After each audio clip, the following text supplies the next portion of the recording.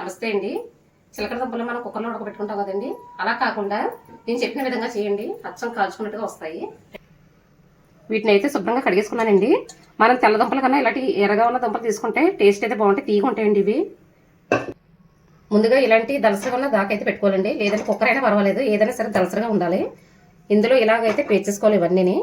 మనం ఇవి ఏంటంటే మనకి కాల్చుకున్నట్టుగా వస్తాయండి. సేమ్ ఇలా ఒక్కొక్కటిగా ఇలా పేర్చేసుకుని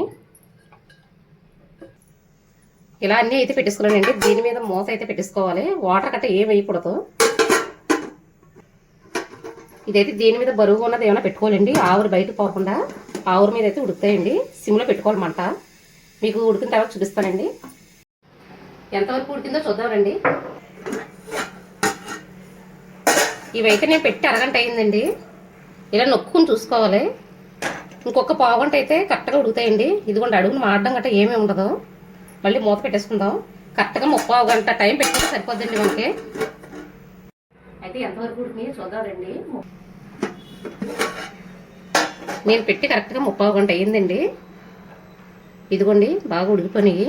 మరీ మెత్తగా ఉడికితే బాగోదండి, ఇంకా ఈ విధంగా ఉడికితే సరిపోతాయి. కొంచెం గట్టిగా ఉంటేనే బాగుంటాయి. చూసారా, కాల్చినట్టుగా వచ్చినాయి. వీటన్నింటిని ఒక ప్లేట్లోకి అయితే తీసుకుందామండి. చేయి కాలిపోతుంది. ఇదిగోండి, అడుగునే దాకైతే ఏది మాడలేదు.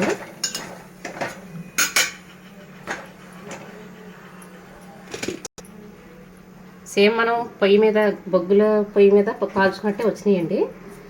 ఇలా కాల్చడం వల్ల ఏంటంటే చాలా తీయగా ఉంటాయి, మనకి కాలి బుద్ధి కూడా తీపి వస్తుందండి. ఇదిగోండి, తొక్కలు మాత్రమే అంటున్నాయండి, మనకి దాకేం మాడదు. అంతేనండి, చిలకడ దుంపలు అయితే రెడీ అయిపోయినాయి. నేను చెప్పిన విధంగా చేసి చూడండి, దుంపలు అయితే చాలా బాగుంటాయి.